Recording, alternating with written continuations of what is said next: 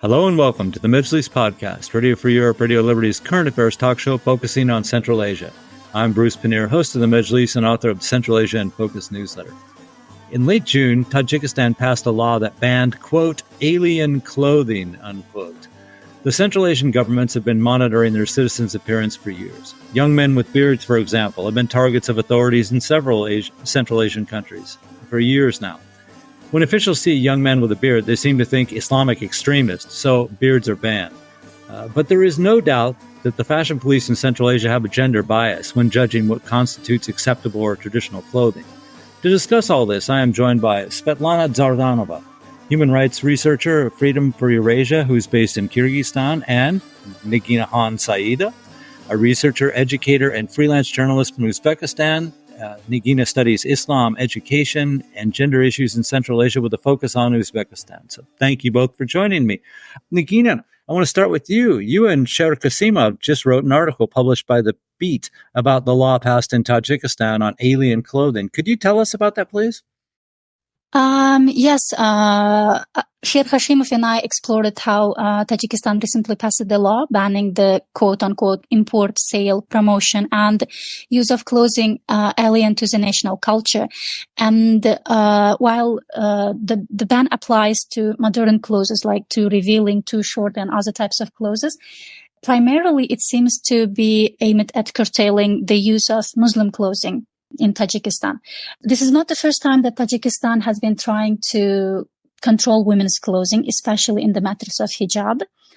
We can see it through the different bans that has been in place in Tajikistan for a while. The first time Tajikistan's president Rahmon's obsession against hijab was noted in 2015, if I'm not mistaken, when he expressed his concerns, for example, and called Tajik activists to promote national outfits among the public. But even earlier, in 2007, the Ministry of Education of Tajikistan published its instruction banning hijab and miniskirts for schools and university students.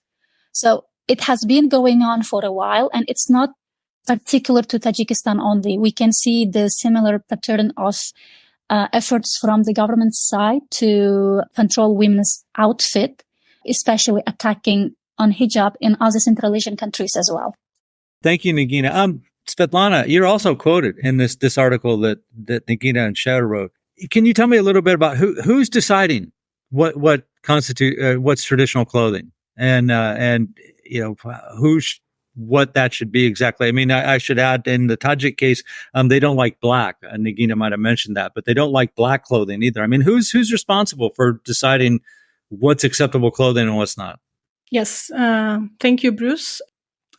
I think maybe it's the key question here in our discussion on who decides what's traditional clothing and what's not, and who decides on imposing the rules. So I think state definitely has more resources on imposing what its nationals should or should not wear. And depending on what the government and the state fears, we see how locals are controlled. And this is the controversy, because it's both targets the modern revealing, so to say, clothing, but it also attacks too modest clothing. So, and it really depends on what we mean by traditional clothing, like states in Central Asia promoting traditional clothing, coming back to the roots and stuff like that. But what really is traditional clothing? So across Central Asia, there is a trend on revival of traditional clothing. And if we look at what designers are offering in countries like Kazakhstan or Kyrgyzstan, which I follow more closely, of course, there is strong trend towards blending old and new fashion elements. Like we see there are many new trademarks popping up, like offering interesting fashion designs. And this revival might be a bit different in Turkmenistan, Uzbekistan, and Tajikistan, because the traditional national clothing is more commonly worn in these three countries. So this trend isn't as pronounced in the three I mentioned. So we see how many young brands see a very new emerging niche of traditional styles blending them with contemporary fashion trends.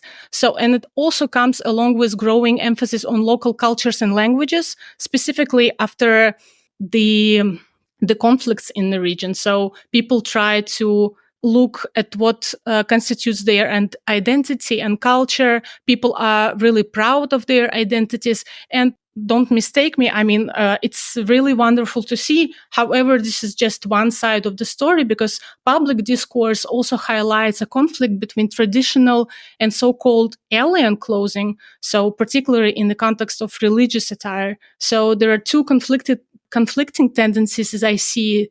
And one is grassroots, when people want to see more national traditional clothing in the streets. And the other one is state imposed, out of fear of extremism and religious leaders being at rise. Okay, thank you. I'm going to get back to Islamic clothing in just a second, but I want to talk about one thing that's been on my mind for a while here that has to do with Western clothing. Now, you've described, and this is a question for both of you. You described that, that it seems this is targeting women, things like the hijab and the clothing they have, that has to be traditional. You were just saying traditional, Svetlana. Okay. When I was in Central Asia in the 1990s, men did not wear shorts. I wore shorts in 1990 to walk around Bukhara, and all these old men started screaming at me for wearing shorts, right? But now that's okay. So how does traditional clothing work for men then? Nigina? How to say? I'm not sure I'm ready for that question, because men's clothing are not much different, right? Men are welcome to wear whatever they feel like, but they are not restricted in any way. But that doesn't mean like culturally they are eager to try everything, right? They are more still, like, we're talking about Muslim majority countries, so men prefer to wear longer shorts. Of course, there are like short shorts as well out there, but most men still resort to long trousers, t-shirts. It's not controversial a lot. Okay, thank you. Svetlana, the same thing. They're against, the authorities are against revealing clothing. Shorts are certainly not anything that was traditional in Central Asia that I ever read about. How do they reconcile the fact that women aren't supposed to wear short skirts, but men can wear shorts?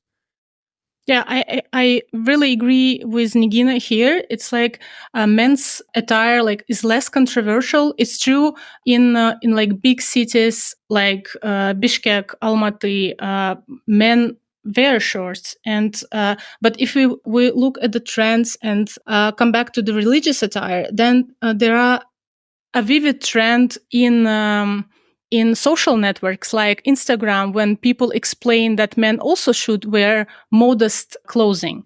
But it doesn't seem to be a huge problem for the state. But when it comes to the appearance revealing some of the religious attitudes and beliefs, like big bushy beards, then the attitude of the state is different. But it's true that these policies, they affect women disproportionately, because when we look at the, I don't know if you travel the region and you've been here like 5 years ago, and then you see that in the streets, there are more and more women with headscarves.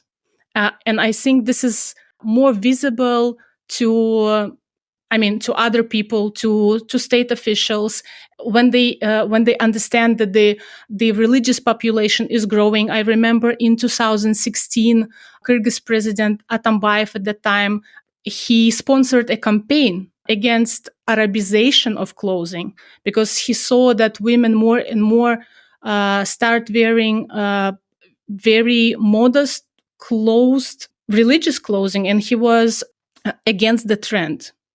Okay, thank you, Nigina. Let's go back to continue with the Islamic clothing.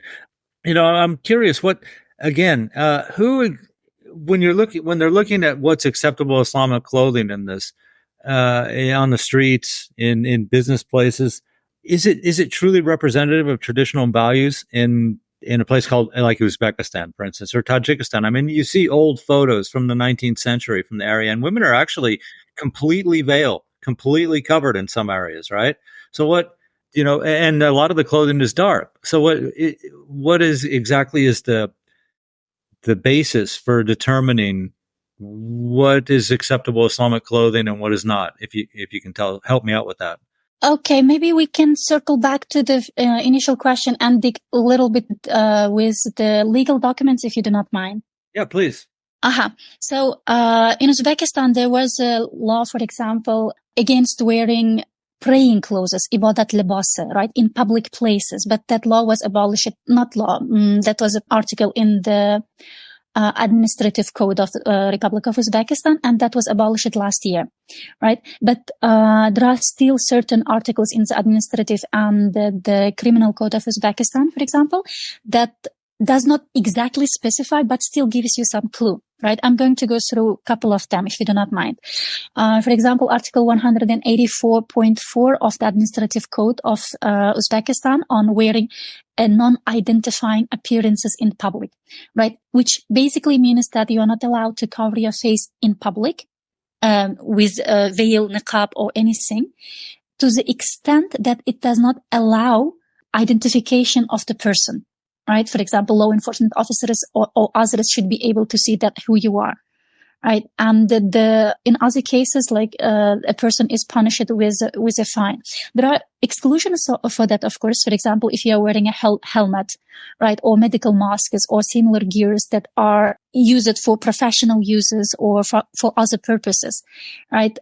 Recently, for example, in July, a 22-year-old boy, for example, arrested near Chorsu market in Tashkent because he was wearing a full hijab and niqab. So the reason for his arrest was explained. One of the reasons for his arrest was that he was in public in a clothing that did not allow his identity to be known. That's one thing. There is also Article 184.2, which is on illegal production, storage, import, or distribution of religious materials.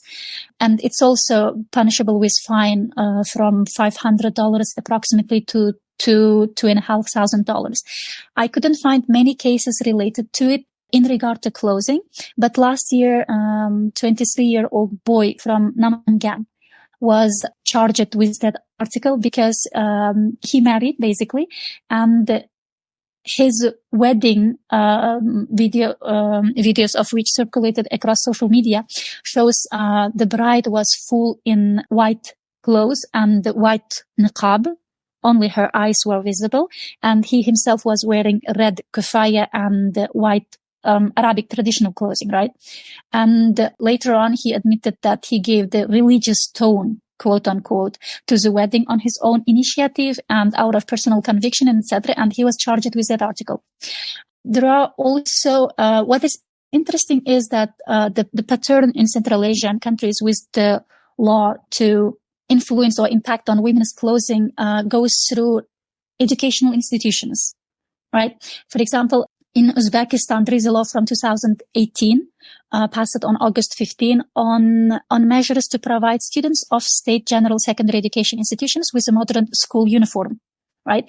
And sections 3, article 6 and 7 are particularly interesting. For example, paragraph 6 here talks about clothes that it shouldn't be too tight. It shouldn't be too wide. For girls, like the length of the skirt should be 5 to 15 centimeters below the knee. For boys, the length of the pants should be below the ankles, etc. So the specifics of the clothing, right, at schools.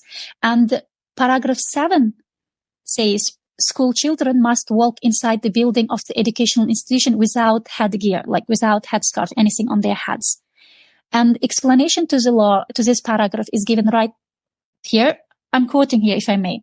Right, due to the fact that the population of Uzbekistan consists of representatives of different nationalities and religious denominations, and due to the fact that compulsory general secondary education has a secular character, school uniforms of students should not include elements that reflect belonging to different religions and denominations, as well as different subcultures.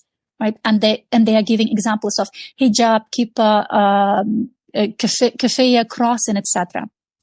And the same pattern we can observe in other countries, such as, for example, Kazakhstan. Last year, in October, banned hijab for students and teachers to preserve secularism. Right. And the president, Tokayev, was insisting that one's religion is their private affair. And prior to that law, Astana's efforts to ban the hijab were enforced through the Ministry of Education's decree on uniform at schools that did not allow, quote unquote, wearing religious symbols at school. The Tajikistan, I guess I mentioned earlier, it's the same, right? In 2017, as early as 2017, Ministry of Education of Tajikistan published an instruction banning niqab and miniskirts for school and university students. So what we see here is that the reason the Central Asian states are giving is preserving secularism at school, saying that schools are not for wearing religious items or showing religious belonging to one faith or another. And going back to your question, like why suddenly have those dark colored hijabs have become trendy, I'm going to agree with Svetlana when she mentioned that there is a genuine resurgence of Islamic beliefs, like people are going back. Yes, the style is a little bit different than what we used to have, for example, before the Soviet invasion, but women are still covering themselves, right? And the niqab is particularly issue because government is explaining it, saying that it's making it impossible to identify the person behind the niqab. And this summer we have seen a couple of cases already in Uzbekistan where men have been caught wearing niqab. And am I speaking too much? I wanted to talk a little bit about the emergence of hijab as well. Please go ahead.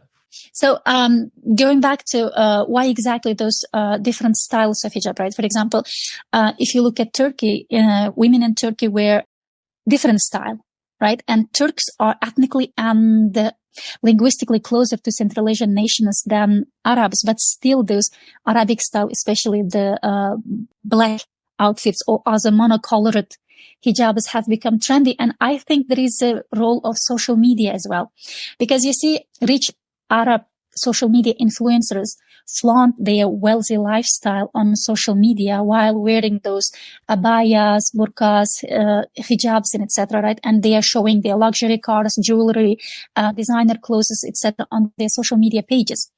While there is a majority of women who actually who wear hijab out of their face, but when it comes to style choice, there could be an influence of that as well, right?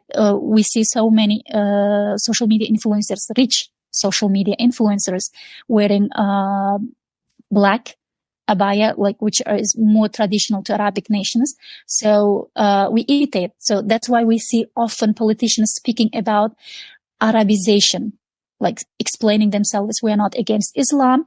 You are welcome if you would like to wear rumal, for example, right? A headscarf, traditional headscarf, but we are against Arabization. The same we see at schools. Recently I read about the school in Namangan, for example, organizing a class hour for girl students because 5 or 10 of them were wearing hijab. They explained that at school you can wear rumal, but hijab preferably not too. So that's what I wanted to say. And if I also want, if you do not mind me adding a little bit more, apart from Islamization, like the Central Asian nations genuinely trying to follow Islam more because now there is independence and the Soviet atheism is in the past. There is also trend of using women as a trophy, probably, right? Because I'm going to explain. Many women also start wearing hijab to please the man in their family, especially the man they want to marry or the man they have already married to, or their husbands make them through manipulation or through, saying like you are either going to wear hijab or we are going to divorce, etc. Right? So while the public adherence to Islam is one explanation why more and more men want their women in their family to cover up, but there is also another aspect, right? The hijabi women because there are in some countries certain bans, like, for example, hijabi women cannot work at public institutions or at universities or at schools, etc., or at banks, etc. So women often become a housewife, right? It signals two things. It signals the husband's status, like saying that, hey, here I can earn enough to support both myself and my wife, so she stays at home. She's a trophy wife. She's a housewife. And also it shows obedience towards the husband. So it has become a bragging point for men as well. I'm not saying it's everywhere, but there is this element as well. Okay. No, great. Thank you. Thank you. And a reminder, we're talking about recent rules and laws on clothing in Central Asia. And my guests are Niginakhon Saida, a researcher, educator, and freelance journalist from Uzbekistan. She studies Islam, education, and gender issues in Central Asia with a focus on Uzbekistan. And Svetlana Dzardanova, human rights researcher at Freedom for Eurasia, who is based in Kyrgyzstan. Svetlana, I want to start with you. That you raised some interest. We've had a lot of interesting points in this, but education seems to be one of the forefronts of this battle, if you will, on clothing. I mean, there's a lot of this starts headscarf and what clothes you can wear seems to start in schools. So I want to talk a little bit about that. But first, would you explain to me huum and what that means? Because we're going to get to that in a second too. So the huum campaign is the campaign at Soviet times, like at the emergence of Soviet times in Central Asia. So the campaign was aimed at liberating and emancipating women in Central Asia. And it was often manifested through removal. And sometimes it was encouraged, but sometimes it was forced removal or even burning of traditional Muslim head covers and veils in Central Asia. So we know that the Central Asian population was predominantly Muslim, and the reforms that Soviets brought in to Central Asia, it was manifested through freeing, so to say, women from this religious burden, like across all other Soviet republics. So the huum campaign was aimed at bringing education, secularism to local population, and it was a part of it was manifested and showed through women getting rid of Muslim head covers. So it's really close tendencies if we look at education. So the education in Soviet, so to say, understanding was also coming along with secularism. It's interesting how back then and now we understand secularism, because when we look at the Central Asian republics at now and also across Europe, secular means you don't manifest your religion. It doesn't mean that the state doesn't intervene in your religious affairs, right? Like, for instance, France banning religious head covers to its own team members, like Olympic team members, which is, I think, both racial and gender discrimination. And it seems the same in Central Asia, like banning hijabs for education institutions also seems very gendered. And also, I mean, it targets only one of the religions, right? I mean, it first of all targets women and young girls who want to get their education, but also it specifically targets Muslim population in Central Asian republics.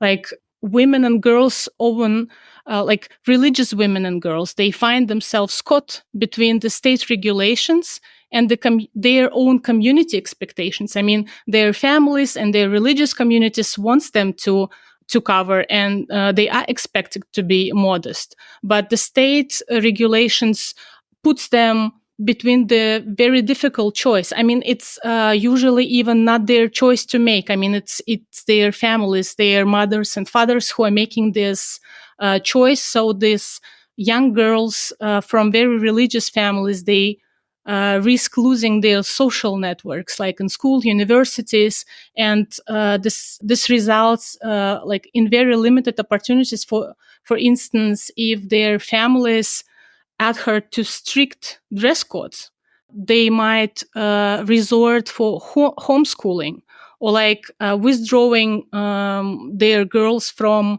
formal education entirely. So it means in the future they have fewer opportunities. Thank you for bringing up that point. Nigina, I want to ask you about that too. With the restrictions on what you can wear in school, do you think that is leading to a trend where fewer young women are likely to pursue education past the mandatory education years?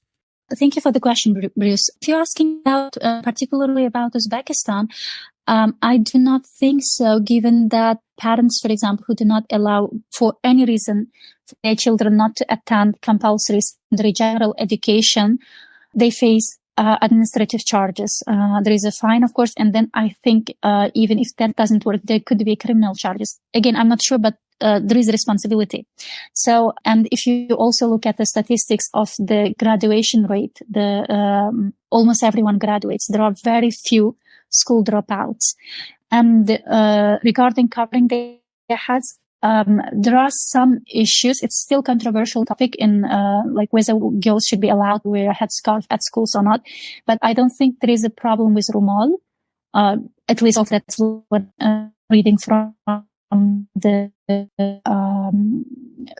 local media. Hijab secondary education completely, because that's not allowed by law.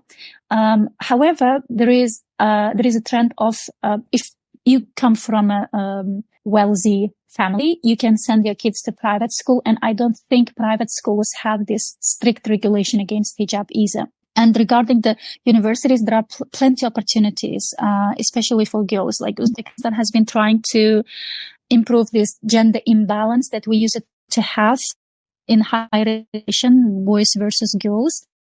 So there are many there are many private universities and the campuses and branches of international universities in Uzbekistan as well as an option. I mean, so I don't think hijab would prevent too many women from education in Uzbekistan like it used to, for example, during the previous government. I personally know some girls, for example, who decided not to go to university because they were wearing a hijab. And they decided, instead of fighting or facing those troubles, they decided altogether not to pursue higher education. Okay, thank you. Svetlana, before we leave this topic, in Nigina's article, you mentioned that in Kazakhstan, a lot of young women are opting, and even schoolgirls, I suppose, are opting to study online because of this. Is that true? Yes, I talked to some of the Kazakh experts, and they say that they either drop out or they move to neighboring countries for continuing their education. For instance, to Kyrgyzstan, where there is still a more relaxed regime, or they opt for online education via online Russian schools. Also, I think that in many cases, the regulations affect more of adult population, like adult women who work at education institutions or government agencies, for instance. I know of a case, like Nigina mentioned, that there are options for hijabi women when they want to study, and they can opt for private schools. But I know of a case in Kyrgyzstan when a private school fired a teacher because of hijab. And because they said that this was against their secular values, which is, again, I want to repeat, is strange that secular now means you intervene in what women want to wear or opt to wear. So, yes, online education is an option, but it's not an option for everyone. I mean, it's a privilege as well. I mean, getting an education where online school can be expensive. Not all families can do that for their children. So also moving to another country for your children's education also can be a very tricky option. And also accreditation also issue, because we do not know if those Russian online schools credentials are recognized in Kazakhstan or Kyrgyzstan, for example, or if you go outside to foreign countries and study and obtain a higher education diploma from any university. There is accreditation issue, which is a little bit difficult in Central Asian countries, unless it's like very high profile university. So there are too many troubles with that, what I want to say. Okay, thank you. I also want to run through there's also a right to freedom of religion. At least it's in all the constitutions in Central Asia. Right. So, and it was even in your article that, one of the people said, look, this is my religious obligation. And so I'm going to do it. What are the penalties? And I'll let you talk about Uzbekistan and Tajikistan, and Svetlana talk about Kazakhstan and Kyrgyzstan. What are the penalties if I wear these clothes anyway? If for young women, if they just insist upon wearing religious clothing, what happens to them? With Tajikistan's case, the recent ban that was passed on late June, right, and which banned the import, sale, promotion, and use of clothing aligned to the national culture, right, and there is administrative punishment, as far as I understood it, and the fine varies, right? If it's ordinary person, it's about $740 for each violation. But if you are civil servant or religious figure with high profile, the fine might reach as high as over $5,000, which is a huge amount of money for ordinary citizen in Tajikistan. In Uzbekistan, for example, I talked about different laws from the administrative code, right? And most of them, again, consider fines. For example, if you cover yourself so much that it's impossible to recognize you, to identify you, right? That the amount of fine is 10 to 15 times of the base calculation amount, which is around from $300 onwards. So far, those laws envision fines only. Okay, thank you. Svetlana, what about Kyrgyzstan and Kazakhstan? What if we're leaving Turkmenistan out of this conversation because it's kind of a unique situation, but Kyrgyzstan and Kazakhstan, what about pious women who wish to wear religious clothing because they feel it's their obligation? What problems could they face? There are still no fines in Kyrgyzstan and Kazakhstan because these are new bills that Kazakhstan and Kyrgyzstan are just considering. So in case of Kyrgyzstan, the idea is not to impose the ban on hijab, but niqab, as Nigina said, that the clothing that entirely covers the face, so it makes the identification process difficult. So when a person only sees the eyes of a covered woman. And in Kazakhstan, they also consider introducing the ban for niqabs in public places, but there is still no numbers yet on how much the fine would be for breaking the rules in public. Okay, thank you. We're running out of time here, but I want to give you both a chance to make some last comments. There's undoubtedly something I didn't cover. How do you see the future of this going forward? But feel free to comment on anything that you think I left out. Nigina, I'll start with you. Regarding Uzbekistan, I don't see many problems here because I see, again, many women conveniently wearing hijabs in public places, working, etc. At education institutions, it's a little bit controversial, remains controversial. But again, President Mirziyoyev in 2021, I believe, like a couple of years ago, promised that there wouldn't be a problem if anyone is wearing headscarf, rumol, right, traditional clothing. In other cases, especially if we look at the recent ban on Tajikistan, if it's really enforced and the women are not allowed to wear hijabs, or hijabi women are not allowed to education institutions or other public institutions to work, to study, that's going to make women housebound, right? Where they would be completely dependent on men. They lose their networks. They will not be able to, stay in touch with their friends or go out and see friends, etc. And they might again, radicalize them even more because they would be stuck with their online life. Or another option is moving out of the country. And the brain drain is already a huge issue in the region, right? The bright young people are moving out, basically. So I see those difficulties. Like it leaves women again with the choice of either choosing their own religion or choosing education and career. Mm-hmm. Thank you. Svetlana, last word. Anything you want to say that I missed? Yes. So I think that the reasoning behind these policies is often framed around security concerns or the need to protect cultural traditions. And I see the public discourse going around the securitization. And we have seen a wave of bans, like hijab bans or temporary hijab bans across Central Asia and Russia after the Crocus City Hall terrorist attack. But my concern is that women were never part of the attack. So I don't really understand the ban on hijabs in this specific case. And I think also that the regulation seem at least not logical and also counterproductive. And I see it more as attack on women's rights and on attack on their agency. Because as a woman, I want to make my own choices over my clothing, and I am sure many women do as well. So I think that the measures do more harm than good.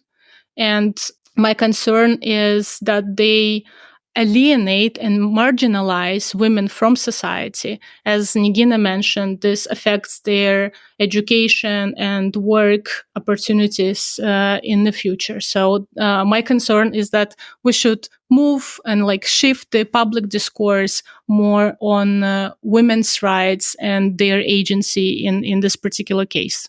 Thank you. Great, thank you. And I promise we're going to get back to this topic on a future Mejlis podcast. But for now, we're out of time. So thank you, Svetlana and Nigina. And a big thanks, as always, to Nathan Shoemaker, our Mejlis podcast producer in Washington, D.C. And a reminder, you can subscribe to the Mejlis podcast or the Central Asia in Focus newsletter by visiting Radio Free Europe, Radio Liberty's website at rfarl.org. Thanks, and we'll be back in a couple weeks.